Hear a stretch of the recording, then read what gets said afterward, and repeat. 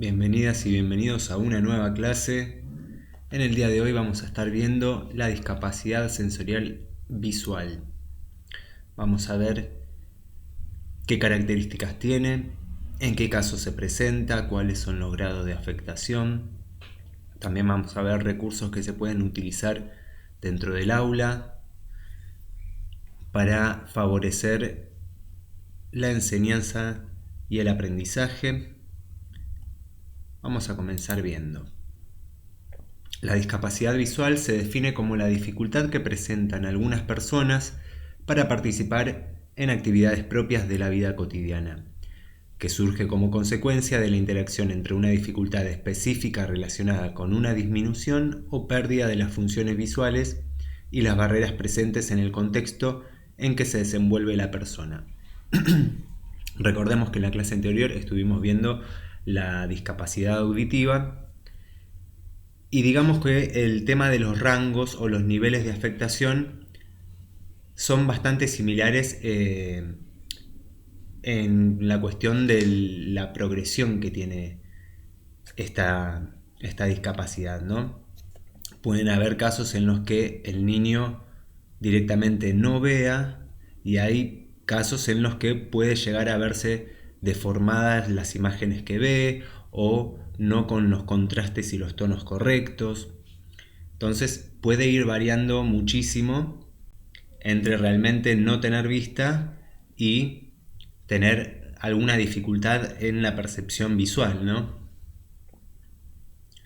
Asimismo, la Organización Mundial de la Salud en el 2010, en su informe sobre discapacidad visual, considera que una persona con baja visión es aquella que presenta limitaciones en su funcionamiento visual. Luego de tratamiento y realizada la corrección óptica correspondiente, siendo su agudeza visual inferior a 6/18, hasta percepción de la luz o un campo visual menor a 10 grados del punto de fijación, pero que se usa o tiene la potencialidad de usar la visión para planificar y ejecutar tareas. Asimismo, se define a la ceguera como la falta de percepción de la luz o la percepción de la luz en el menor ojo, pero con una agudeza visual inferior a 3/60. Según la Organización Mundial de la Salud, la discapacidad visual es una discapacidad sensorial que engloba otras categorizaciones: disminución visual moderada, disminución visual grave y ceguera. Ven que generalmente son estos tres rangos en donde uno nos da a entender obviamente que el niño no percibe, no se refracta la luz, por ende no puede percibir o captar ese estímulo, o puede ser una disminución más leve o moderada o más grave, ¿no? En el caso de la deficiencia visual moderada y la grave, se reagrupan comúnmente bajo el término baja visión. La baja visión y la ceguera representan conjuntamente el total de los casos de personas con discapacidad visual. Para brindar mayor información sobre la diversidad dentro de este grupo, pueden enunciarse las siguientes clasificaciones. Como marco normativo específico en nuestro país se encuentra la Ley número 25.682, que corresponde al año 2002, y cita: adóptese el uso del bastón verde en todo el territorio de la República Argentina como instrumento de orientación y movilidad para las personas con baja visión.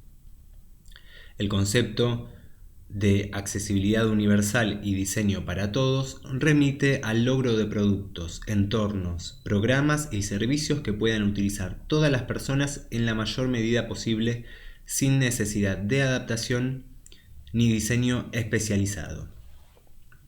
Nosotros vamos a ver ahora más adelante que hay diferentes recursos que también ayudan para la compensación justamente de esta percepción deficiente, ¿no?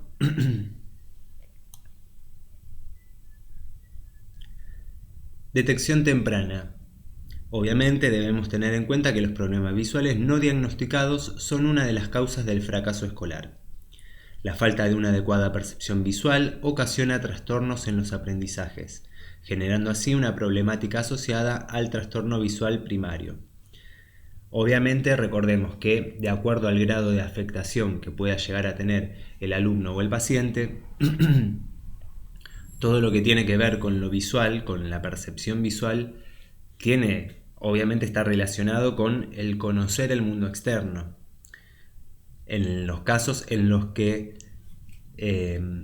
la discapacidad es moderada o quizás más leve, obviamente que se van a necesitar de apoyos o recursos compensatorios, pero obviamente en el caso de la ceguera per se, la persona que tiene ceguera estrictamente dicho, bueno, en ese caso también vamos a tener recursos de abordaje o acompañamiento para este tipo de alumno, ¿no?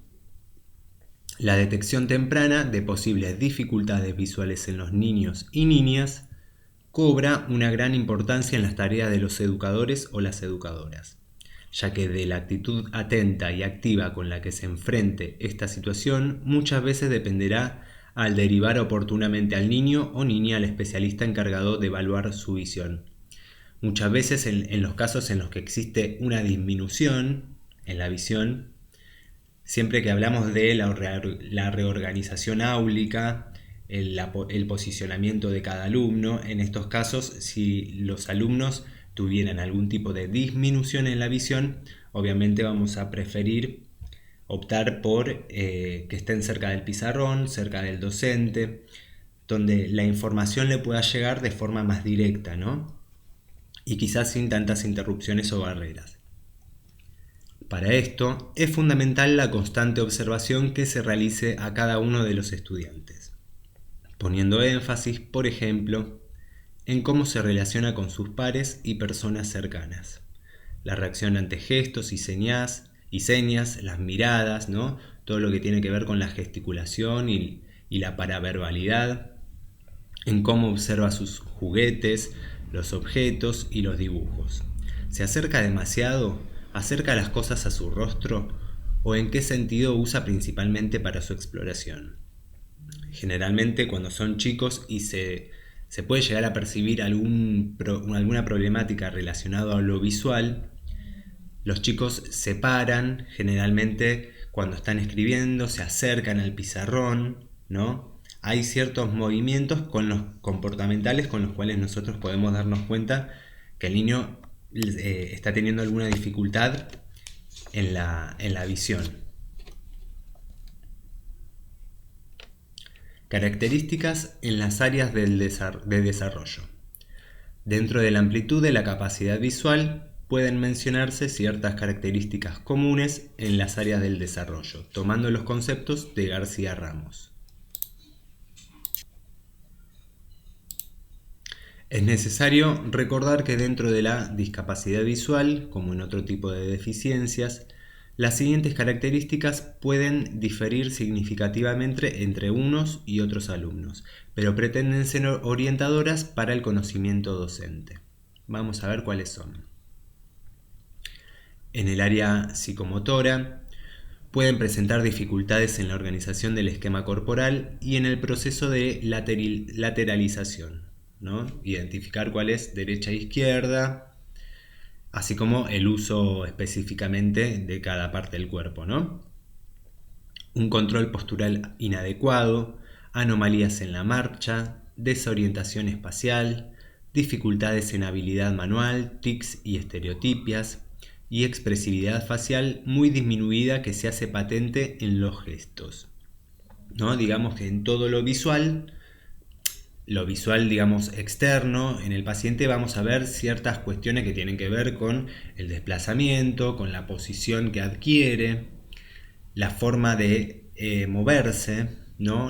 Utilizar las manos, los gestos faciales.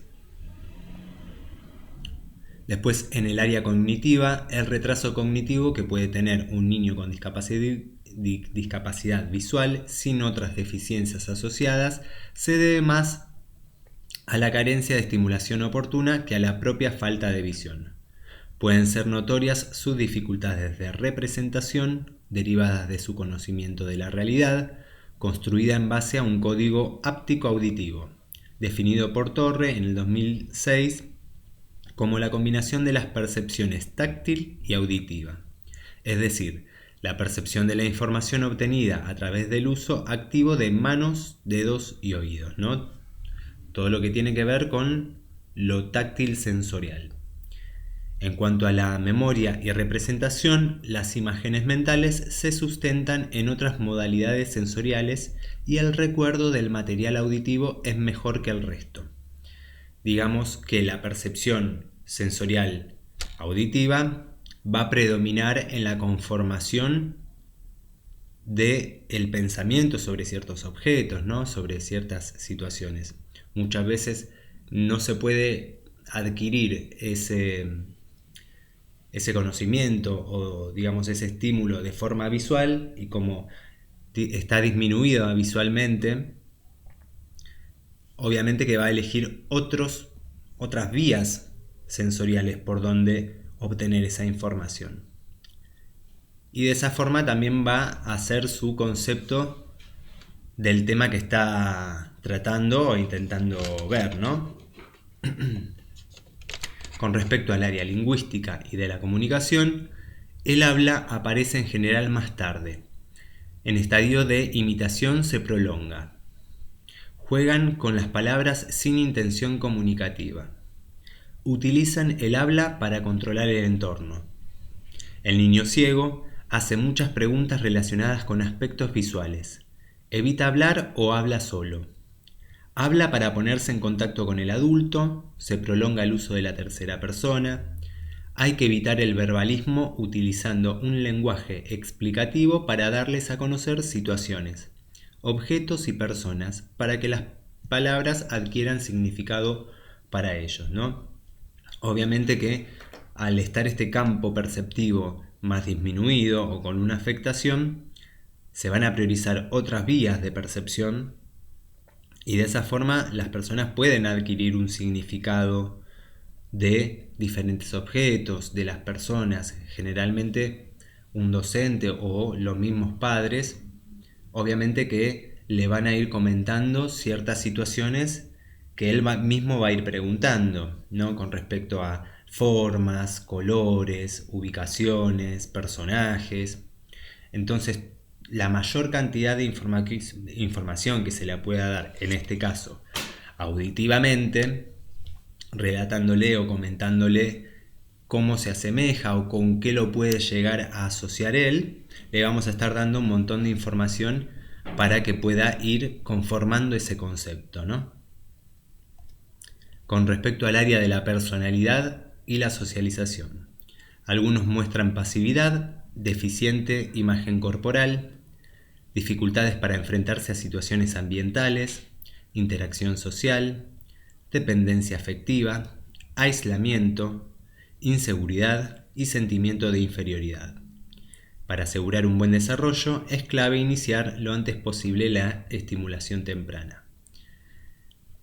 Como podemos ver en esta placa en particular, hay muchas dimensiones que obviamente va a afectar esta discapacidad en el ser humano, desde la parte social, desde la parte interpersonal, desde la misma parte emocional del alumno, del sujeto, ¿no? Obviamente que cuando nosotros tenemos alguna discapacidad o, ¿no? Poniéndonos en el papel, cuando nosotros poseemos algún tipo de disminución en las percepciones, obviamente que nos empieza a invadir cierta inseguridad, porque empezamos a dudar de si lo que escuchamos o la información que nos está llegando es certera o correcta.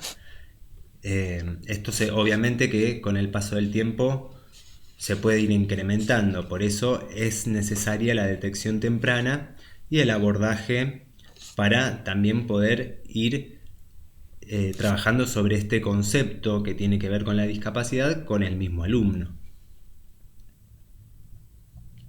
El organismo posee otras vías sensoriales, olfativas, táctiles, auditivas, que adecuadamente estimuladas pueden compensar en gran medida la falta de visión, de forma que se puede continuar la secuencia del desarrollo evolutivo general. En este sentido, desde la educación inclusiva, las estrategias y adecuaciones pedagógicas, didácticas y de acceso que se establezcan posibilitarán la estimulación, el aprendizaje y la participación de los alumnos con discapacidad visual. Ahora vamos a ir viendo algunos tips que se pueden realizar también en contexto áulico o de planificación o estrategias para ayudar cuando existen disminuciones en la visión. Con respecto a la escolaridad, ya dentro del aula y teniendo en cuenta que hemos empezado a transitar un camino de transformación en el marco de la inclusión, debemos estar atentos a las diferencias de cada uno de nuestros estudiantes y sus estilos de aprendizaje, para pensar desde la planificación y el diseño universal de aprendizaje, la propuesta de enseñanza que se llevará adelante.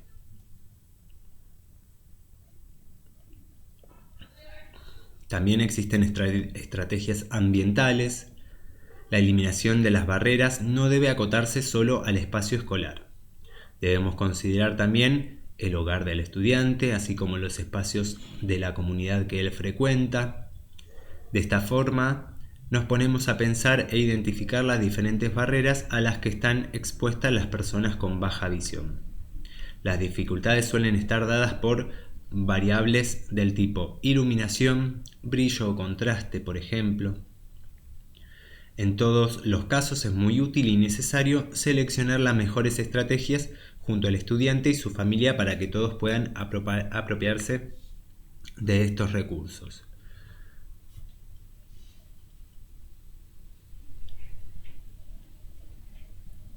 Algunas estrategias ambientales a considerar.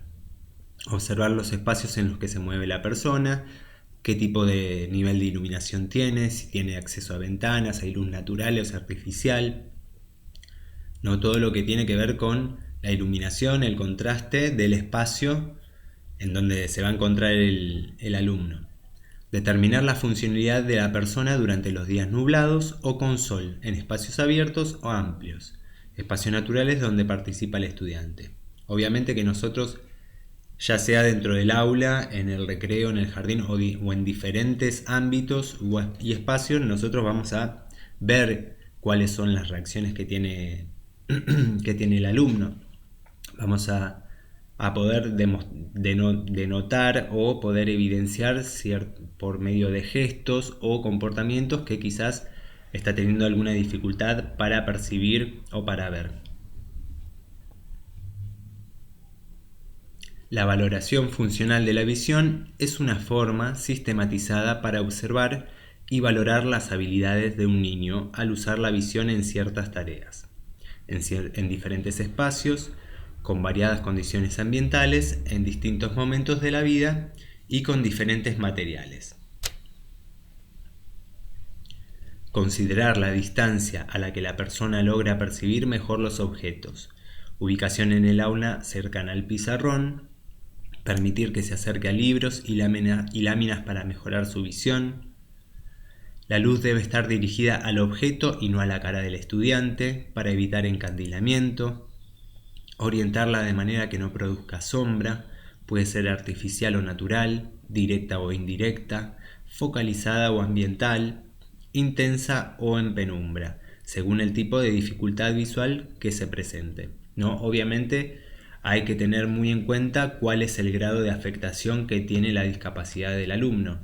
De esa forma vamos a poder tener los recaudos necesarios como para saber si necesita un cambio de ubicación o cambiar la tonalidad de la luz o la ubicación de la luz. Muy bien. Estrategias pedagógicas y materiales que se utilizan. Las estrategias pedagógicas inclusivas son acciones que dan sustento al diseño universal para el aprendizaje, el cual permite estar a la altura del reto de la educación inclusiva y garantiza la igualdad de oportunidades en el aula y para todos los alumnos. En este sentido, el proceso de enseñanza se diseña e implementa a través de actividades, estrategias y recursos para que estos tiendan a garantizar la eliminación de la barrera para que el aprendizaje y la participación devengan. Estilos de aprendizaje. Las personas con ceguera obtienen la información a través del lenguaje y la experimentación táctil, mediante una percepción analítica de los estímulos, ¿no?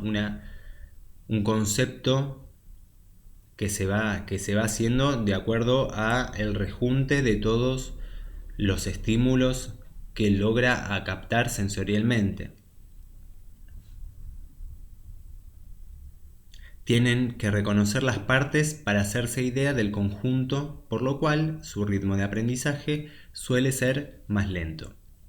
Al leer en braille, lo hacen casi letra a letra, porque el tacto y su percepción espacio-temporal no permiten hacerlo de otra forma. Por tanto, para acompañar este proceso, se hace necesario favorecer el aprendizaje mediante explicaciones orales con referentes materiales, preferentemente tridimensionales, siempre que sea posible. ¿No? Se va a buscar la diferencia en contrastes, la diferencia en formas, cosa que el alumno con la discapacidad pueda identificar que hay diferentes formas o texturas, o hay un contraste fuerte de colores que le está indicando cuál es la delimitación de la forma del objeto. Asimismo, debido a la lentitud que en ocasiones conlleva el uso del sistema braille, será necesario disminuir el número de actividades a realizar, sin reducir los contenidos. Habrá que seleccionar el número de trabajos que el alumno debe realizar sin olvidar cuál es el objetivo que perseguimos. Recordemos que, no existe per se una discapacidad intelectual o algún tipo de disfunción en el área cognitiva, sino más bien el procesamiento mental se suele dar más lento porque los estímulos llegan por otras vías.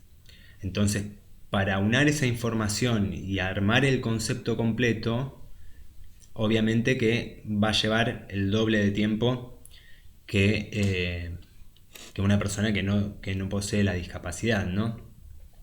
En este sentido, es importante analizar y recabar información sobre las características propias de cada estudiante con ceguera o baja visión. Recordemos que algunos pueden distinguir la luz y la oscuridad, pero tener dificultades para ver objetos. Otros visualizan objetos, pero con dificultades en sus características o detalles. Algunos podrán a determinada distancia o en un determinado tipo de luz o iluminación. El objetivo de dicho análisis es identificar estas particularidades para desarrollar e implementar las mejores estrategias y los apoyos necesarios para su aprendizaje. Para esto es clave la comunicación con el propio alumno, con la familia, con los equipos interdisciplinarios, ya sean de educación o de salud, que pueden brindar información que permite evaluar la aplicación de los diferentes ajustes o apoyos necesarios. Obviamente que va a ser muy personalizado. Un niño que quizás no tiene una gravedad en la disminución visual que posee, obviamente que quizás no se va a dar preferencia a que aprenda el braille, sino que a adaptar el recurso visual que tiene para poder con eso trabajar desde ahí, ¿no? Desde esa percepción. Observar la motivación del estudiante, el uso que el niño hace de los otros sentidos, los objetos, los ambientes y personas familiares, la participación de otras personas, el nivel de estímulo de los materiales a presentar. ¿No? Cada material o cada recurso que le vamos a presentar también va a llevar una ejecución, lo cual también va a generar un estímulo en el alumno. Recabar la siguiente información. Problemas médicos que puedan influir en el uso de la visión. Puede ser que haya un problema médico adjunto o algo a tratar durante el desarrollo de su transcurso escolar, ¿no? Que tenga que ver con un tratamiento para la visión, algún tipo de esquema que tenga que seguir. También la comunicación, vamos a ver si es intencional o no intencional de parte del alumno, ¿no? El posicionamiento en el espacio, en la distancia entre este y el objeto y según el ángulo de observación. Nosotros siempre dentro del aula vamos a ver cuáles son los movimientos que tiene el alumno y si tiene desplazamientos en consecuencia de lo que está escrito en el pizarrón, ¿no? O lo que se plantea. Si hay algo, una información que está frente al curso, bueno, vamos a ver qué tipo de comportamiento tiene el alumno con respecto a esa información. Si hay una lejanía, una cercanía, si hay algún tipo de indicio o de gestos que nos puede llegar a dar la pauta de que necesita ayuda el alumno con respecto al contexto, ¿no? O el ambiente. Con respecto al movimiento, vamos a ver cómo usa su visión en el movimiento y en tareas estáticas. Comportamiento también, cómo incide ante la tarea o ante diferentes propuestas. Tomando los conceptos de Luna Lombardi y Espinosa Rabanal, a continuación se comparten algunas estrategias a tener en cuenta. Estimulación auditiva. Para todos, pero especialmente para los alumnos con discapacidad visual, es importante desarrollar una buena capacidad auditiva, ya que es útil para recoger información, aprender a estudiar con grabaciones sin perder la atención, aprender a identificar, discriminar y localizar los sonidos para detectar obstáculos, como sistema de orientación, así como para reconocer las voces de las personas, etc.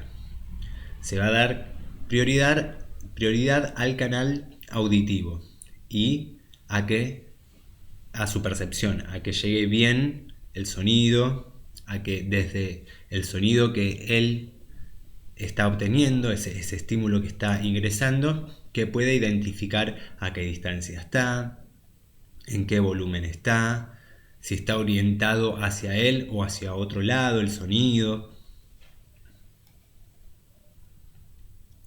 Estimulación del sentido del gusto y del olfato. Identificar y discriminar sensaciones olfativas y gustativas para anticipar lugares. Muy útil para la orientación y la movilidad. Y personas. También es útil para reconocer el estado de los alimentos o discriminarlos. Con respecto a la estimulación visual, entrenamiento específico para utilizar al máximo el resto visual. Cualquier capacidad visual, por pequeña que sea, incluso la percepción de luz, es útil y debe ser entrenada. Aunque no se logre la lectura en tinta, este resto visual puede contribuir a que la persona tenga más independencia y seguridad en sus desplazamientos y en su vida diaria. Obviamente que, por mínimo que sea el estímulo que llega al órgano visual, ¿no? Al órgano sensorial visual, por mínimo que sea, vamos a darle prioridad, vamos a darle su lugar. Obviamente que eso le va a ayudar a tener más confianza, más seguridad, quizás a desplazarse de una forma con menos miedo también inclusive, ¿no?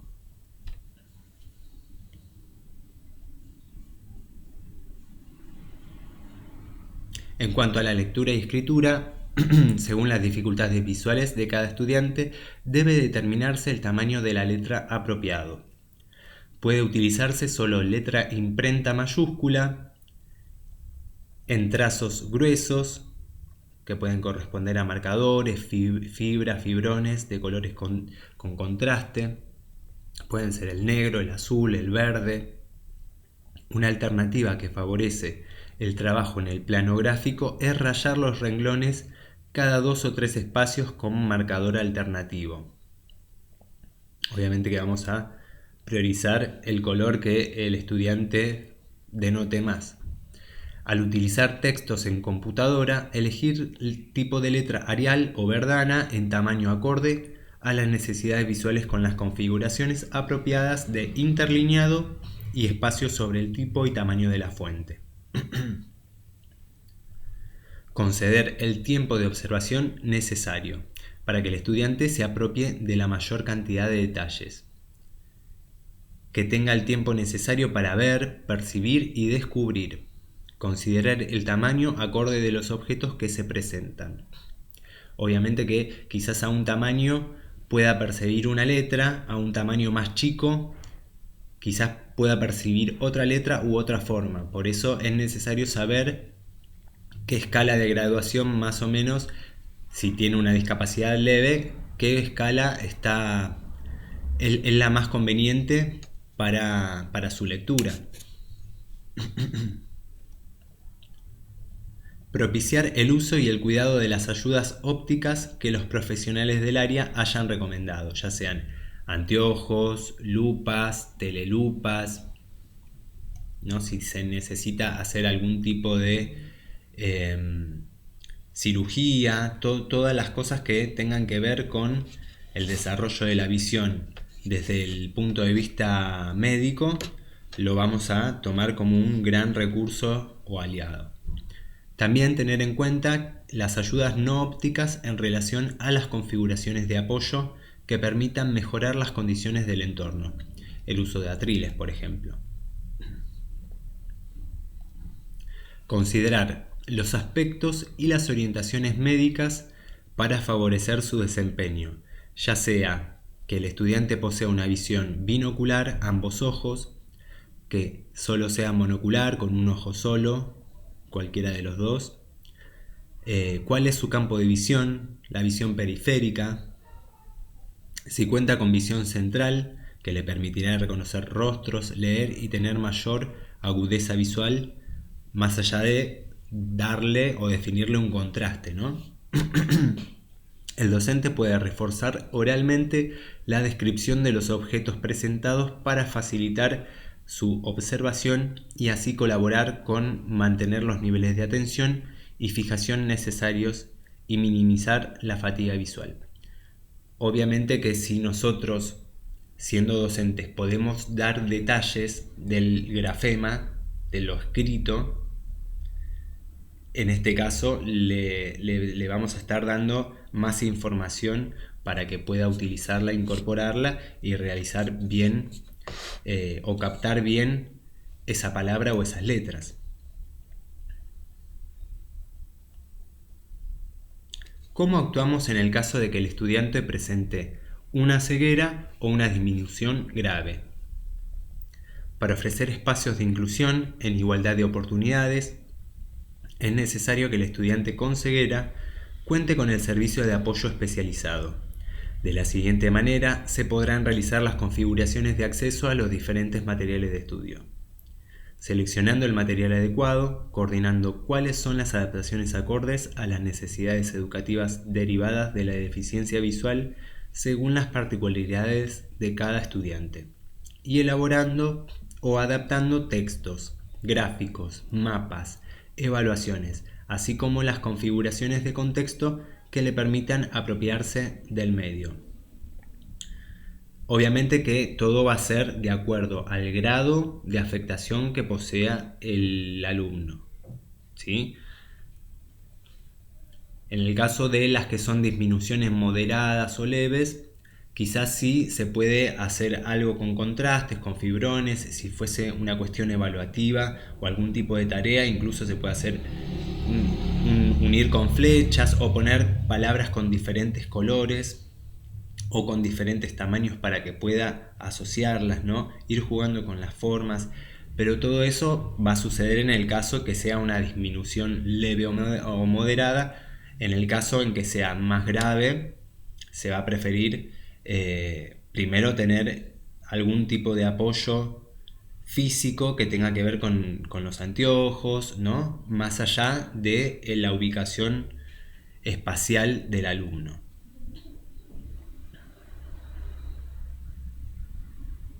Dentro de esta intervención, el maestro especializado de educación especial y o los equipos interdisciplinarios de educación o del ámbito de la salud deberán propiciar la articulación, el asesoramiento, la guía y el acompañamiento de los docentes de nivel y la comunidad interviniente.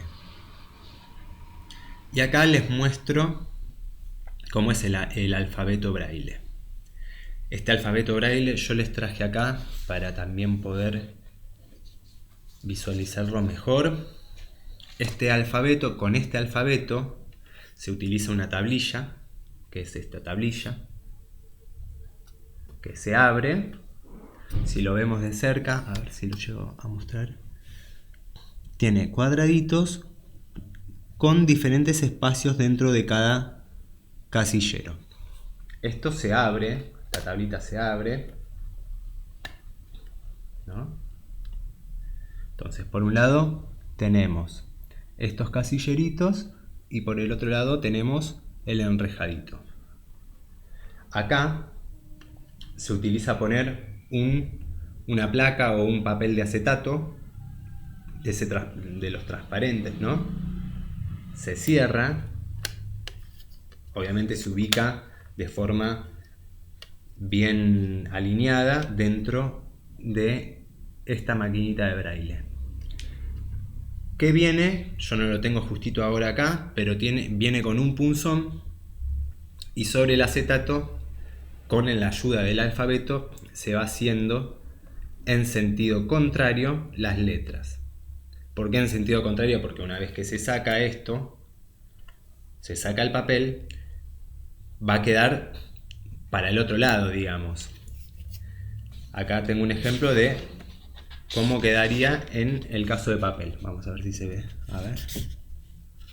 Creo que no se llega a ver tanto.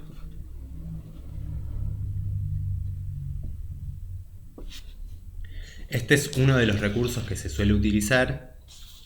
En el caso del braille, de acuerdo a la afectación, en realidad al grado de afectación que tiene la discapacidad en el alumno, podemos utilizar tanto el alfabeto en braille como poder hacer actividades identificatorias, ¿no? Armar palabras con el alfabeto, hacer algún tipo de afiche, pegándole etiquetas con las palabras que necesite identificar.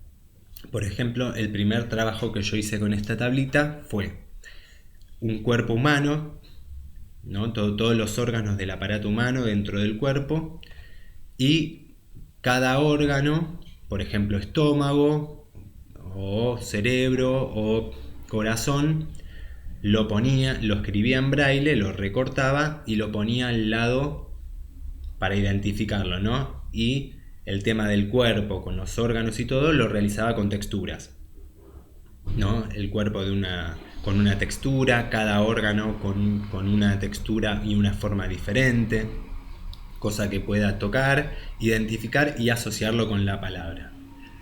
Este sería un ejemplo, ¿no? Pero se pueden hacer también cuentitos cortitos. Recursos tecnológicos.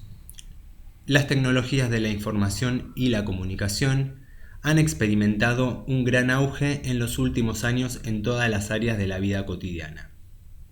Contrario a lo que se temía, los grandes avances tecnológicos han venido a convertirse en importantes herramientas de apoyo para la autonomía e independencia de las personas con discapacidad visual, que han encontrado en las TIC manera de informarse y comunicarse sin ayuda de terceros.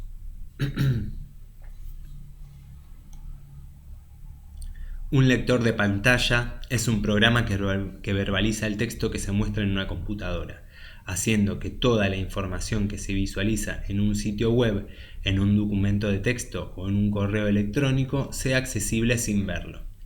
De hecho, también hoy en día los celulares, smartphones que tenemos, algunas computadoras también, ya vienen incluidos en su sistema operativo o en la forma de su funcionamiento, nos da la opción de que directamente nos lea, ¿no? En forma de audio, si nos llega un mensaje o el mensaje específicamente también entero, ¿no? Hay diferentes formas de adaptación en los elementos que hoy tenemos al alcance. Generalmente los celulares ya vienen con estas funcionalidades, no solo de el aumento de contraste o el aumento de la pantalla y del tamaño de las fuentes, sino que también este tipo de transcripción de texto a voz que no solo lo tenemos en los dispositivos portátiles, sino que también en muchas computadoras. Se han programado varios de estos lectores para uso de la población ciega, como por ejemplo el NVDA, un lector de pantalla gratuito y de código abierto para Windows. El programa está disponible en 11 idiomas, entre los que se encuentra el español. Permite la lectura de la pantalla tanto sea desde el Office como en Internet. Acá está adjunto el link. Los lectores no leen imágenes, por lo que se recomienda la descripción de las mismas de manera que la persona con discapacidad visual pueda acceder a este contenido. La deficiencia visual en la infancia. Ya vamos terminando. Las consecuencias más evidentes que afecta al desarrollo de un niño ciego es la ralentización en el desarrollo psicomotor, ¿no? Recordemos que el estímulo visual, el reflejo, cuando somos chiquititos, esto de descubrir un espejo, vernos en el espejo, reconocer nuestras partes del cuerpo, tiene que ver con esto, con una situación de espacio en donde puedo ubicar mi propio cuerpo, puedo saber cuáles son mis extremidades, cómo son, ¿no? Cómo se ven. De acuerdo a eso puedo obtener información de cómo funcionan. En el caso de la disminución visual o la ceguera, esta información llega por otras vías, no llega de esta forma, por lo cual es más difícil quizás identificar las formas, o la autopercepción pasa por otros órganos, otros órganos sensoriales en este caso, ¿no? El niño más adelante aprende a usar sus otros sentidos, oído y el tacto, para reconstruir mentalmente la forma y la ubicación de los objetos en el espacio. En una persona ciega, el proceso de conocimiento del mundo y de las relaciones sociales resulta diferente al de una persona que ve normalmente, pues tiene que confiar completamente en el lenguaje verbal. Y con esto terminamos esta clase. Seguimos con otra discapacidad más en la clase, en el video que viene. Nos vemos y espero que estén muy bien.